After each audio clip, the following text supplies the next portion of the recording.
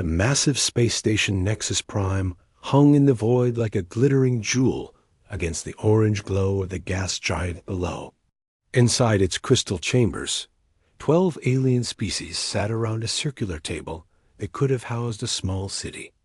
The air hummed with tension as translators worked overtime to bridge the gap between dozens of different languages and communication methods. Jake Morrison sat perfectly still in his chair, his weathered hands folded on the polished surface.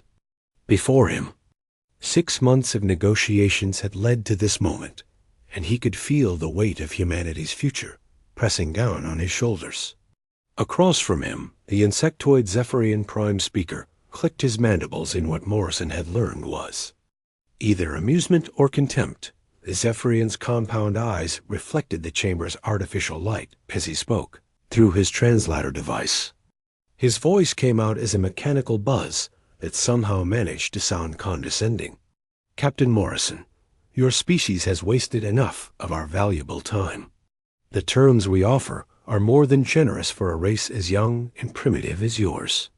Morrison's jaw tightened, but his expression remained neutral. Behind him, Ambassador Lisa Carter shifted uncomfortably in her seat. She had been his diplomatic aide for 3 years now, and she knew that look. Morrison was reaching his breaking point. The Hydran representative, a creature that looked like a cross between a jellyfish and a whale, pulsed with bioluminescent patterns as it communicated. The translator converted the light patterns into words. Your fleet caused significant damage during the border wars. Compensation must be paid. Territory must be surrendered. This is not negotiable. Morrison glanced around the table at the other alien delegates. The crystalline silicates sat, motionless like living glass sculptures. The energy-based Voltarians flickered and sparked in their containment suits. The reptilian Saurians watched him with cold, calculating eyes. Not one of them showed even a hint of sympathy or understanding. For 6 months, these creatures had dictated terms as if humanity were conquered slaves rather than equals at the negotiating table.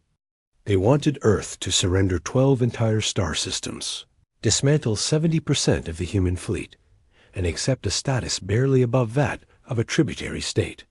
They spoke of humanity as if they were children who needed to be taught there. Place in the galaxy. The Zephyrian Prime speaker leaned forward, his exoskeleton gleaming under the lights. Let us be clear, Captain Morrison. Your species fought well in the border wars, we admit this. But you are outnumbered 1,000 to 1 in this galaxy. Every civilized race supports our position. You have caused enough trouble with your aggressive expansion and your crude military tactics. Morrison's aide, Lieutenant Commander Steve Parker, whispered something in his ear. Morrison nodded slightly and stood up slowly from his chair. The action caused a ripple of attention around the massive table. Some of the alien delegates seemed amused by what they interpreted as a gesture of submission. Prime Speaker, Morrison said, his voice carrying clearly across the chamber despite its normal tone. Ambassador Lisa Carter and I have listened to your terms for 6 months. We have been patient while you insulted our species, our culture, and our right to exist as free beings in this galaxy. The Hydran's bioluminescent patterns flashed what Morrison recognized as irritation. You speak of rights as if you have earned them human. Rights are granted by those with the power to enforce them. You are a single species surrounded by dozens of others who have existed for millennia before your kind even discovered fire. Morrison walked slowly around his chair, his boots echoing in the vast chamber. Every alien eye followed his movement. You want 12 star systems that contain 40 billion human civilians. You want us to scrap our defensive fleet and leave our colonies vulnerable to attack. You want us to accept a status that would make us servants in our own space. The Saurian delegate hissed softly, which the translator rendered as laughter. Servants is too kind a word, human Morrison. You would be more like pets who are allowed to exist as long as they behave properly. That was the moment Morrison felt something snap inside his chest. He had been a soldier for 30 years before becoming a diplomat. He had fought in the border wars, had seen human colonies burned by alien raiders, had lost friends to the very creatures now demanding humanity's surrender. The diplomatic mask he had worn for 6 months finally slipped away. Morrison reached into his jacket and pulled out a small communication device. The alien delegates tensed, some reaching for what Morrison assumed were weapons or panic buttons. But he simply activated the device and spoke into it calmly. "Admiral Ryan Brooks, this is Morrison. Execute Protocol 7. The chamber fell silent. Even the constant hum of the station's life support systems seemed to fade away. The Zephyrian Prime Speaker's compound eyes widened as he exchanged rapid clicks with his advisors. The hydrant's patterns shifted to colors Morrison had never seen before. "What is Protocol 7? The silicate delegate asked, its voice like wind chimes in a hurricane. Morrison smiled for the first time in 6 months, but it was not a pleasant expression. "That's classified information. But I can tell you this much. The United Earth Alliance formally withdraws from these negotiations. We reject your terms completely and permanently." He began gathering the documents and data tablets scattered across the table. Ambassador Carter and Lieutenant Commander Parker followed his lead, packing up the materials they had brought to support their position during the talks. The Voltarian delegate's energy field crackled with what Morrison interpreted as panic. "You cannot simply leave, human Morrison. The consequences of refusing our generous offer will be severe. Your species will face the combined might of the Galactic Council." Morrison paused in his packing and looked directly at the energy being. "We tried diplomacy. We offered compromise. We suggested trade agreements and mutual defense pacts. You responded by treating us like barbarians who should be grateful for whatever scraps you chose to throw our way." The Zephyrian Prime Speaker stood as well, his height making him tower over the human captain. "You are making a grave mistake, Morrison. Your species cannot stand alone against the galaxy. We have tried to be reasonable, but if you force our hand, we will show you what real power looks like." Morrison finished packing his materials and headed toward the chamber's exit. His voice carried back to the alien delegates without him turning around. "Prime Speaker, you have no idea what real power looks like. But you're about to find out." As the 3 humans left the chamber, chaos erupted behind them. Alien voices rose in a dozen languages as delegates contacted their home governments. Warning signals began flashing throughout the station as emergency sessions were called. The galaxy was about to learn that humanity had one more card to play, and it was bigger than anyone had imagined. 3 days passed in silence that felt heavier than the vacuum of space itself. Across the galaxy, alien communication networks buzzed with frantic activity as governments tried to understand what had just happened at Nexus Prime. And mysterious Protocol 7 had become the most important phrase in 12 different languages. Yet no one could figure out what it meant. On the ocean world of Aquatica Prime, Defense Minister Coral Singer of Depths floated in his command chamber surrounded by holographic displays. His gills fluttered nervously as he reviewed the latest intelligence reports from the human border regions. The water around him grew murky with stress chemicals as he read each update. "Minister," his aide, Tide Walker of Shallows, reported, "our deep space monitoring stations have detected something unusual. All human patrol vessels have vanished from their border systems. Not destroyed or retreating, just gone." Coral Singer of Depths pulsed with confusion patterns. In the 3 years since the border wars had ended, human ships had maintained regular patrols along the disputed territories. Their presence had been a constant source of tension during the peace negotiations. Now suddenly, nothing. "Be fine gone," the minister commanded, his bioluminescent patches flickering with concern. Complete radio silence. no energy signatures, no debris fields. It is as if they simply powered down all systems and disappeared into dark space. Our scouts report the same phenomenon across 47 different systems. Meanwhile, on the hive world Zephyr, Supreme Military Coordinator Buzz Kill of Enemies stood before a wall of tactical displays in the underground war room. His compound eyes processed multiple data streams simultaneously as reports flooded in. From intelligence operatives throughout human space, the scene was the same everywhere. Human colonies had gone dark. Trade ships had vanished. Military installations showed no signs of activity. Even the civilian communication networks that normally carried everything from entertainment, broadcasts to shipping manifests had fallen. Silent.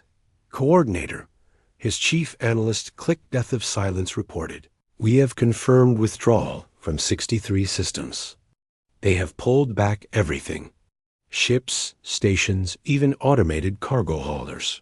It appears they are consolidating all assets within their core territories." Buzz Kill of Enemies clicked his mandibles in what humans would recognize as nervous laughter. Consolidating for what?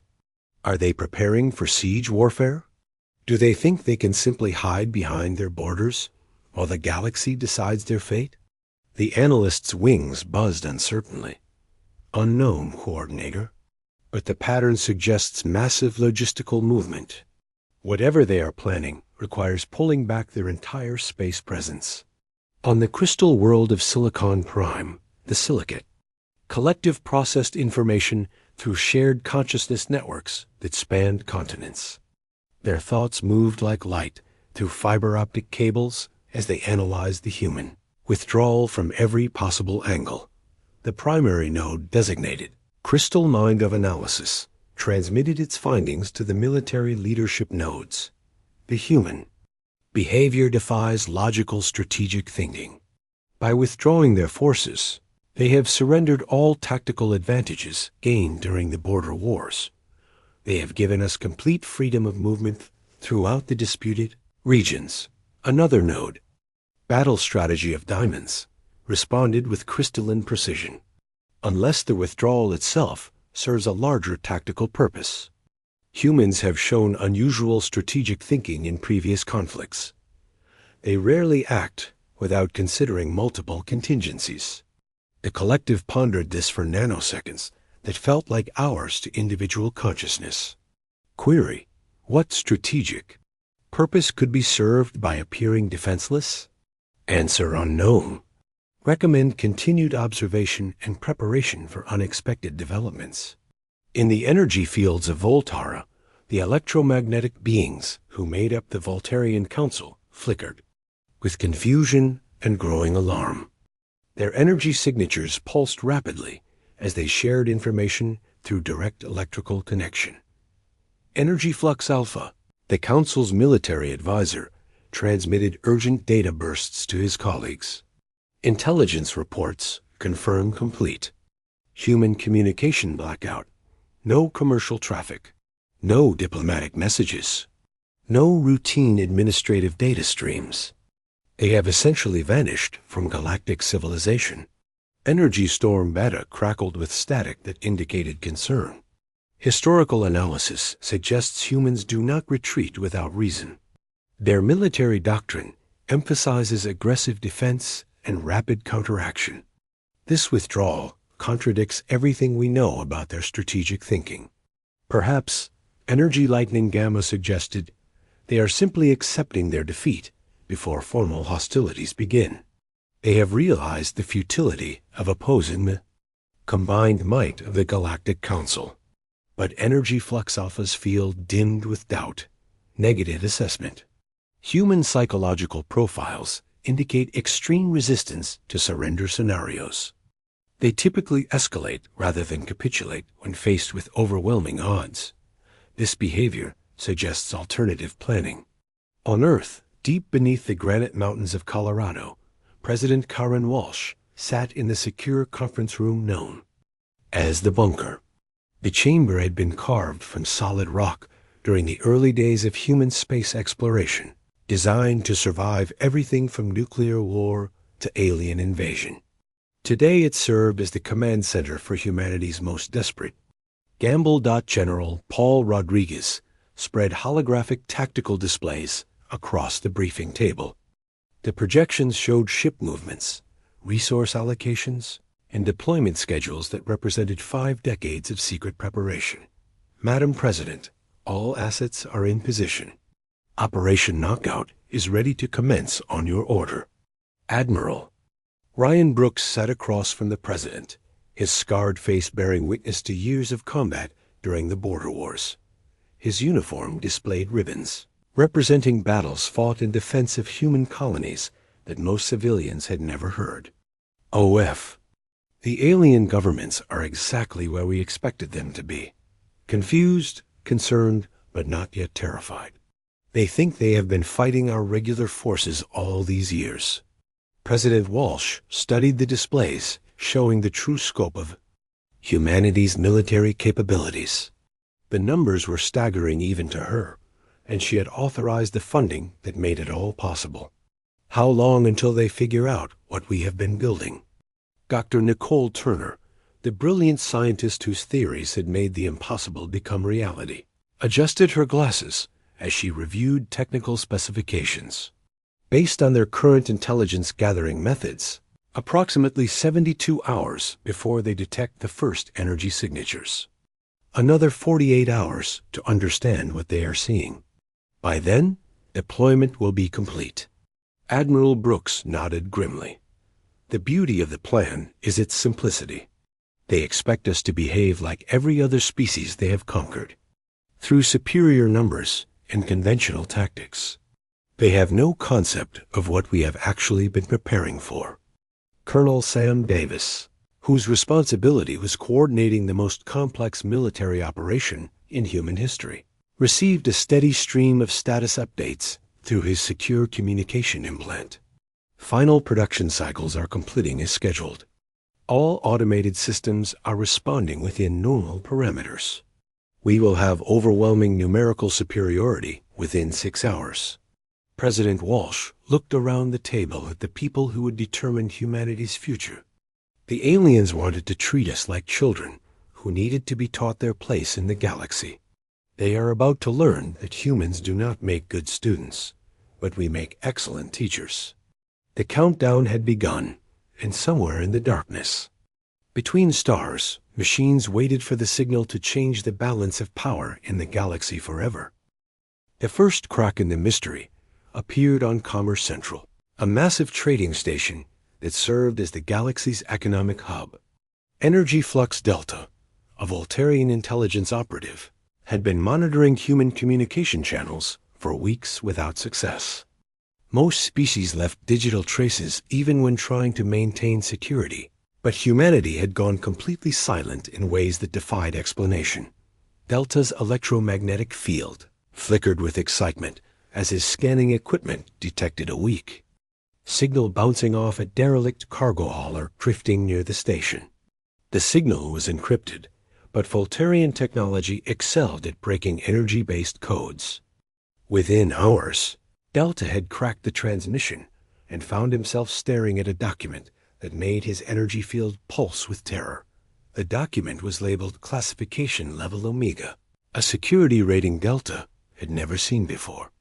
As he read through the technical specifications and deployment schedules, his energy signature began fluctuating wildly. The other Voltarians in the intelligence center noticed his distress immediately. Delta, your field output is becoming dangerous. His supervisor, Energy Storm Prime, warned. What have you discovered? Delta transmitted the document directly to Prime's consciousness through their electrical link. The effect was immediate. Prime's energy field contracted into a tight ball of pure fear, before expanding outward in waves of panic that affected every Voltarian in the facility. Document revealed something that challenged everything the galaxy thought it knew about human military capabilities.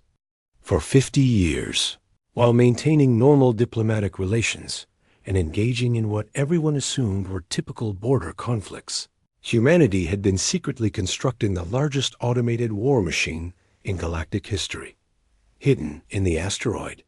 Fields beyond Earth's outer planets, massive industrial complexes had been operating in complete radio silence.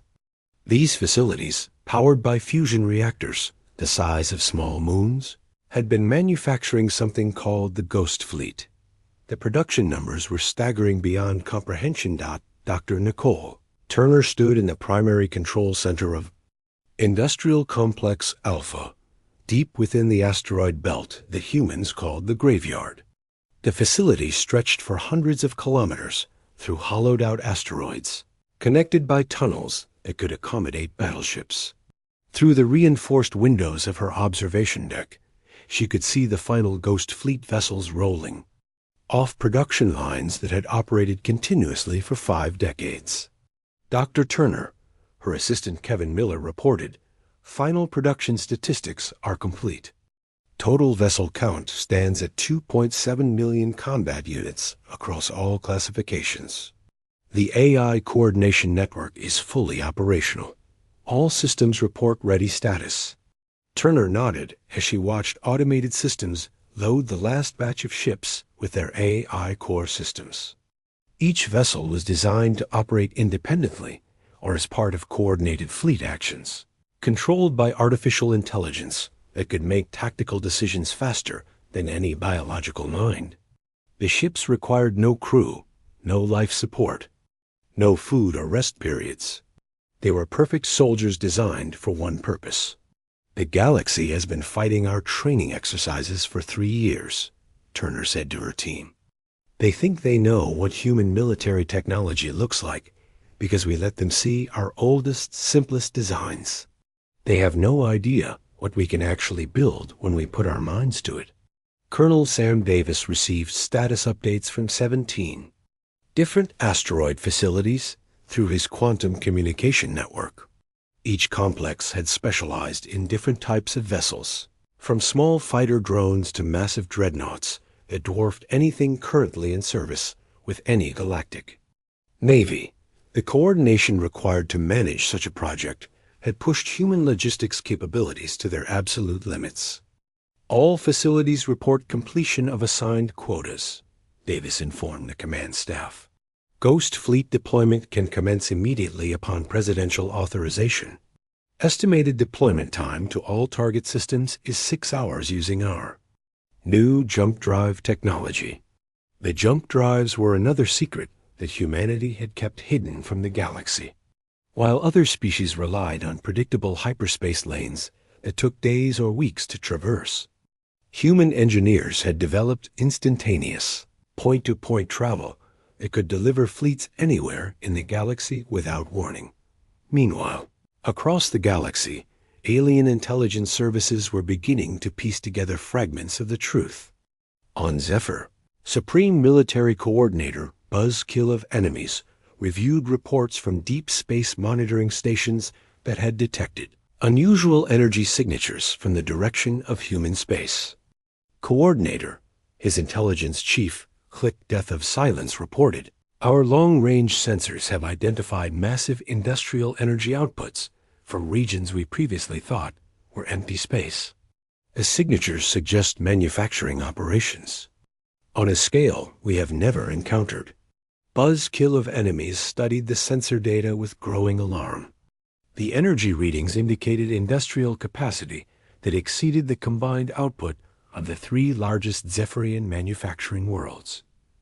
How long have these facilities been operating? Unknown, but analysis of background radiation suggests decades of continuous activity.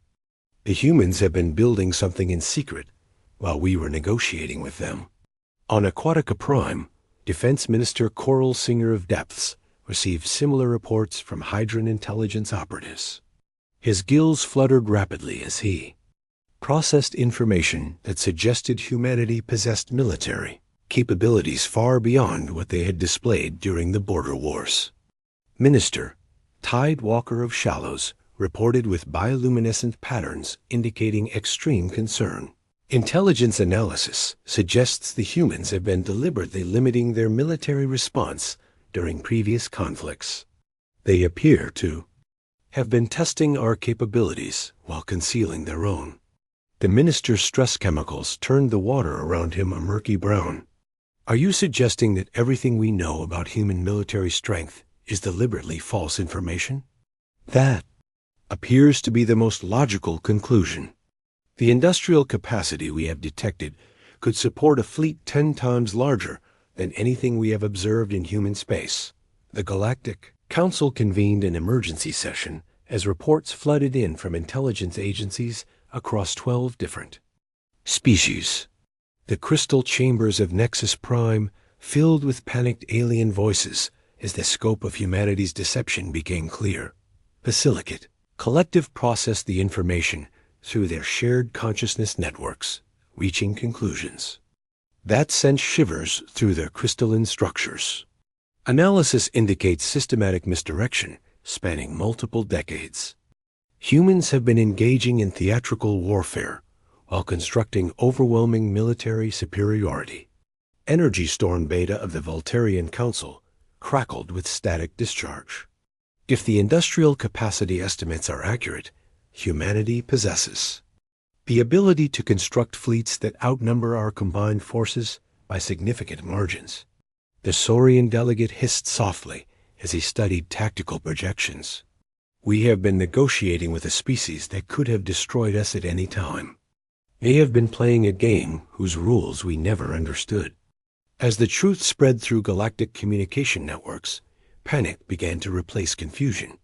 The species that had spent months dictating surrender terms to humanity suddenly realized they had been talking to someone who had been holding all the cards from the very beginning.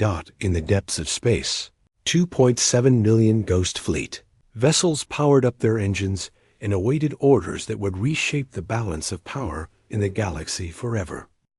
The awakening happened without warning across a 1,000-light-year front. In the space of 6 hours, every major alien world, military installation, and trade route found itself surrounded by vessels that had appeared from nowhere like ghosts, materializing from the void.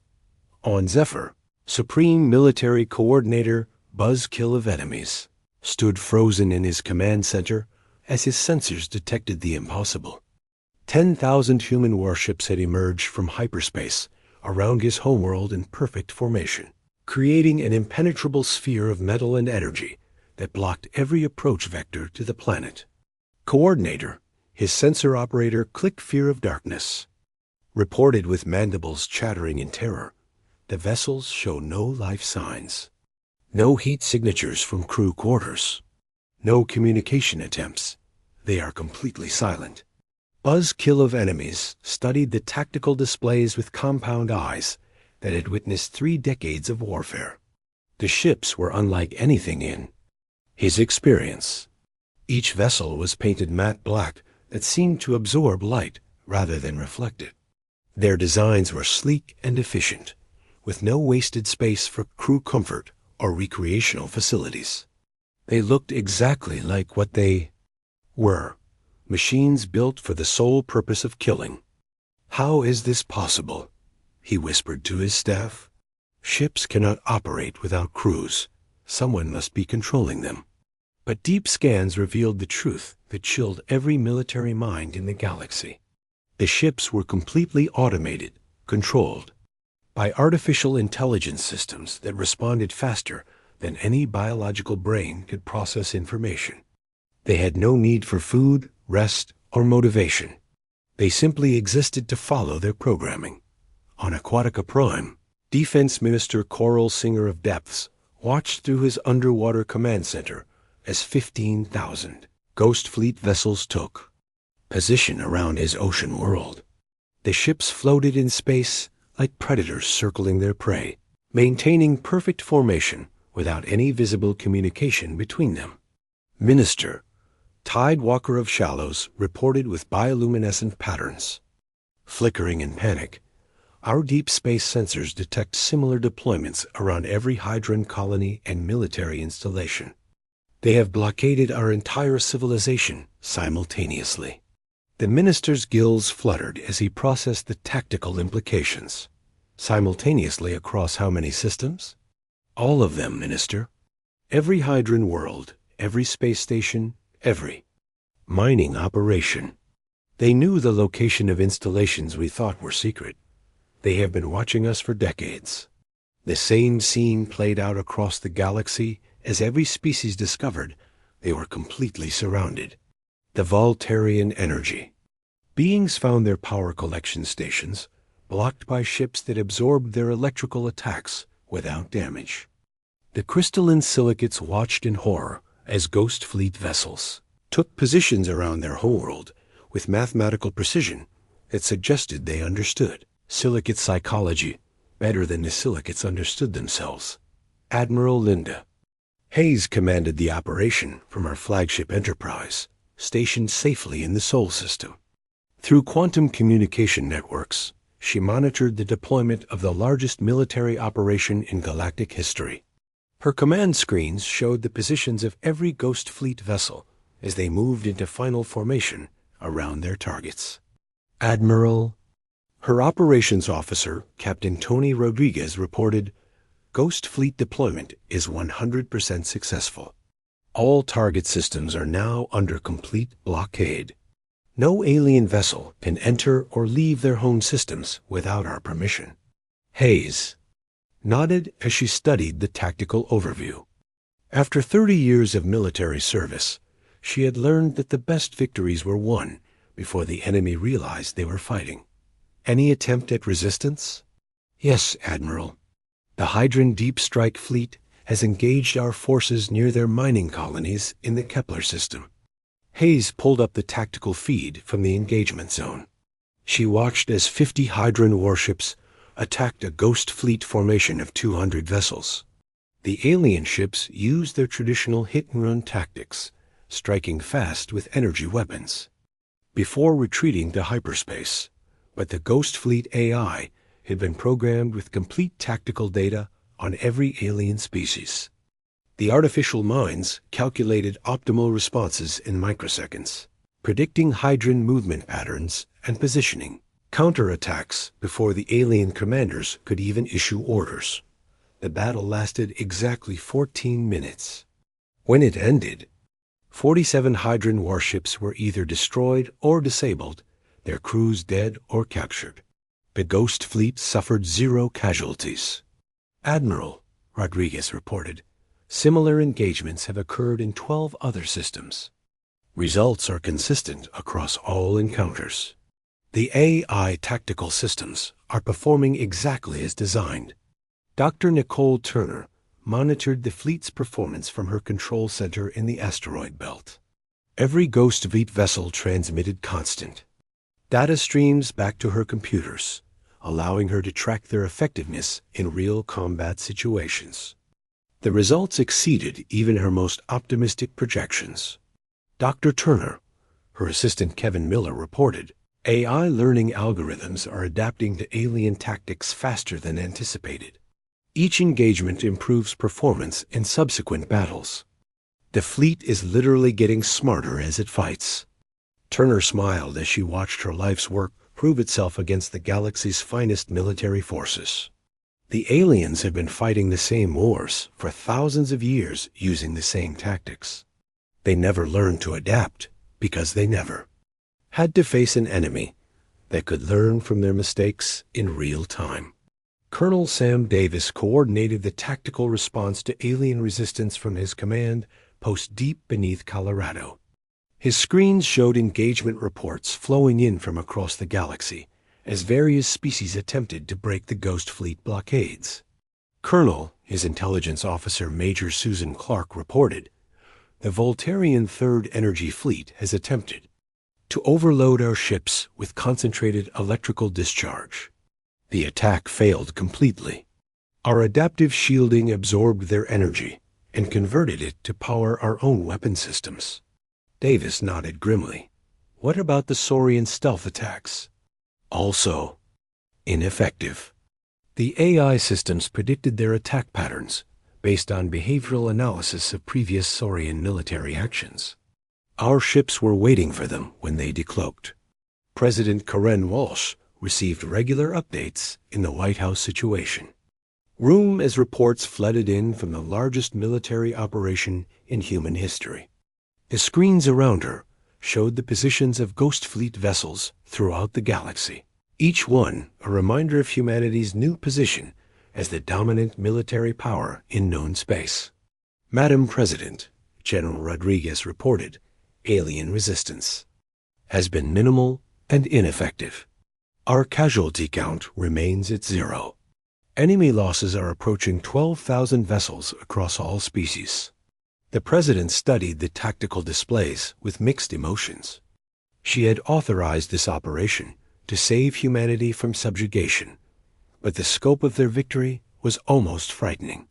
Have there been any attempts at communication? Several, Madam President. The Galactic Council has requested immediate negotiations. They wish to discuss new terms. President Walsh smiled coldly. Tell them we will consider their request. But this time, we will be dictating the terms.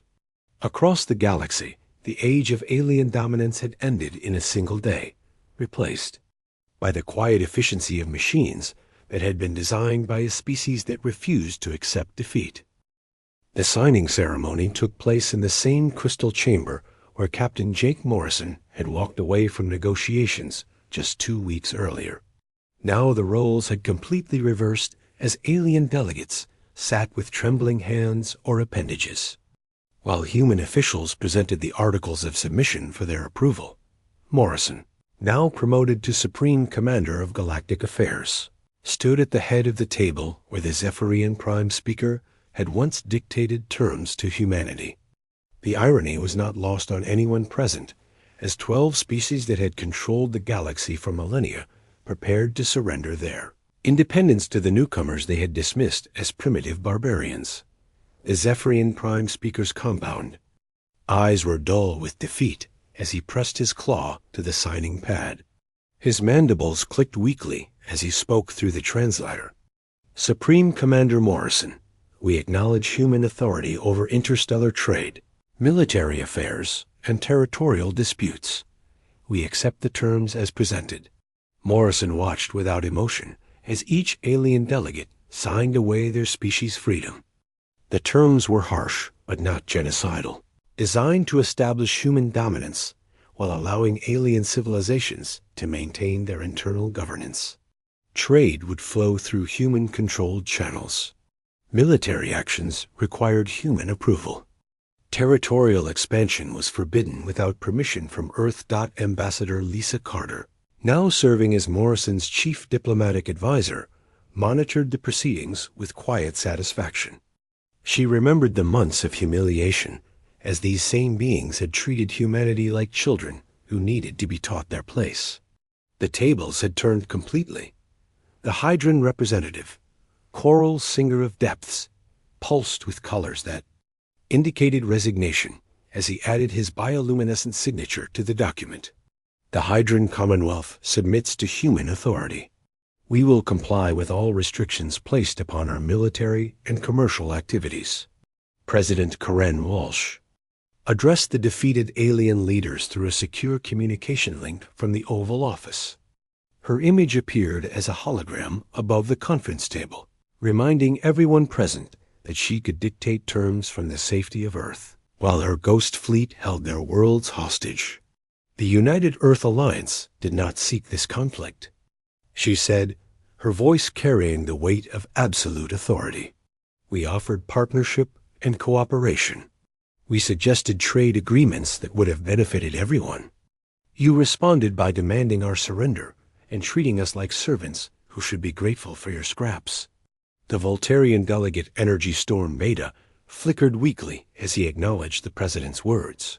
His energy field was barely stable, enough to maintain coherence. President Walsh, we acknowledge our errors in judgment. The Voltarian Council accepts human leadership and will comply with all regulations regarding energy collection and distribution. Dr. Nicole Turner monitored the proceedings from her command center in the asteroid belt where the Ghost Fleet had been born. Her screens showed the positions of automated vessels throughout the galaxy, a constant reminder of humanity's new position. As the supreme military power, the AI systems continued their patrols with mechanical precision, requiring no rest or relief. Dr. Turner, her assistant Kevin Miller reported, Ghost Fleet operational efficiency remains at optimal levels. All vessels respond normally to command protocols. The AI coordination network shows no signs of degradation or malfunction. Turner nodded as she watched her creation maintain order across 1,000 worlds. The Ghost Fleet represented the perfect solution to the problem of governing a galactic empire. The automated ships required no food, no pay, no motivation beyond their programming. They would patrol the galaxy for centuries without complaint or rebellion. Colonel Sam Davis received reports from human administrators, who were already taking control of alien trade networks and military installations. The transition of power was proceeding smoothly thanks to careful planning and the overwhelming presence of the Ghost Fleet. Colonel Major Susan Clark reported, civilian resistance has been minimal. Most alien populations seem relieved that the transition occurred without widespread destruction. Commerce is resuming under human oversight. Davis smiled grimly as he reviewed efficiency reports. The aliens spent so much time fighting each other that they forgot what real peace looked like. They may not like human rule, but they cannot argue with the results. 1 year after the signing, the galaxy had transformed in ways that surprised even the humans who had engineered the change. Trade flowed more efficiently than it had in centuries under the oversight of human administrators who approached logistics like military operations. Conflicts between species had virtually disappeared under the watchful presence of Ghost Fleet patrols. Captain Morrison, now governing from his headquarters on Nexus Prime, reviewed progress reports that showed remarkable improvements across all sectors. Piracy had been eliminated within 3 months of human takeover. Trade disputes were resolved quickly through human arbitration. Resource allocation followed logical patterns rather than political favoritism. The Zephyrian Prime Speaker now, serving as a regional administrator under human oversight, submitted his monthly report with none of his former arrogance. Supreme Commander, Zephyrian colonies report increased agricultural output and improved infrastructure development under human guidance. Population satisfaction indices show steady improvement. Morrison found himself oddly saddened by the change in the once proud alien leader. The Zephyrians had been fierce warriors before becoming efficient bureaucrats. Prime Speaker, your people are adapting well to the new system? Yes, Supreme Commander. The certainty of human protection has eliminated the need for constant military vigilance. Our resources can now be devoted to productive activities rather than preparation for war. Admiral Linda Hayes commanded the Ghost Fleet from her new headquarters on Luna, Earth's moon. The facility had been expanded to accommodate the massive coordination networks required to manage millions of automated vessels. Her screens showed peaceful trade convoys moving under Ghost Fleet protection through regions that had been war zones just months earlier. Admiral, Captain Rodriguez reported, the Hydran government has requested permission to establish new mining operations in the Outer Spiral. They pledge full compliance with human environmental regulations.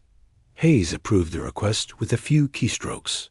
The aliens had learned that cooperation brought rewards, while resistance brought swift punishment.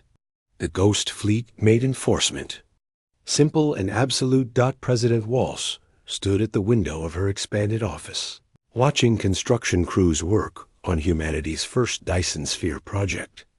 The massive engineering effort would provide unlimited energy for continued expansion into unexplored regions of the galaxy. Earth had become the center of a galactic empire that spanned thousands of worlds. The age of human dominance had begun, not through conquest or cruelty, but through the simple recognition that in the universe, the species with superior technology and the will to use it determined the fate of all others. The galaxy had learned too late that humanity's greatest strength was never their diplomacy or their morality, but their ability to prepare for war while hoping for peace. The aliens had wanted to teach humanity its place in the galactic order, but they had discovered that humans made terrible students and excellent teachers.